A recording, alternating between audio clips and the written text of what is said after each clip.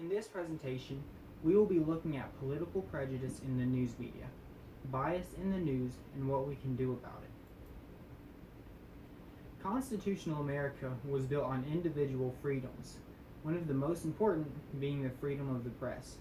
But in today's world of radical and intense politics, many Americans have begun doubting the honesty of mainstream media, observing that they have a tendency to portray news from a specific political viewpoint. Here are two great examples. I compared the Washington Post and the Epoch Times coverage of the same news story. The Supreme Court decided to hear a guns rights case. The Washington Post used this as an opportunity to advocate for gun control by placing the focus on mass shootings. The Epoch Times, however, brought out how guns are used for protection and/or self-defense. Another good example is Fox News versus MSNBC. Both covered President Joe Biden's speech concerning funding. Fox News was very skeptical, saying that these funds would probably be used for left-wing agenda instead of being used for real needs.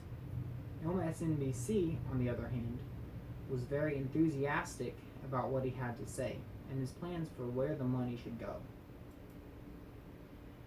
According to last year's Gallup/Knight Foundation poll, 86% of Americans said that the media is biased, with 49% of respondents saying that there is a great deal of political bias in news coverage, and 37% saying that there is a fair amount of bias, and that Americans viewed political bias in the news as a major problem, and that they perceive inaccuracies in news as purposeful and intended to push a specific agenda.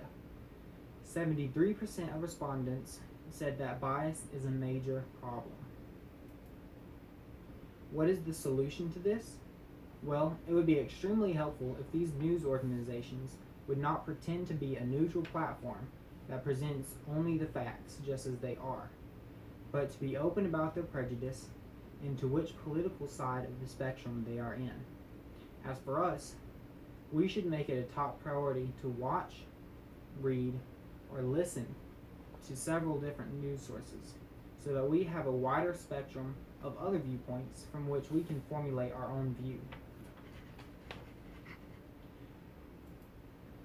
My two sources that were most helpful was Americans Think the Media is Biased, written by Jordan Lancaster and published by dailycaller.com. This source gave the statistics for how many people think that the media is in fact biased. The second is titled, The Entire News Media is Biased. They Should Just Embrace It, written by John Daniel Davidson and published by The Federalist. This article first presented the idea of news organizations being open about their political bias. Looking into the future, I believe that this will still be an enduring issue. It would be very difficult for a news anchor to never give his or her own opinion. And let's face it, they will probably not flat out admit their political prejudices. But as long as we understand and know that they are biased, we are already much better off than when we started.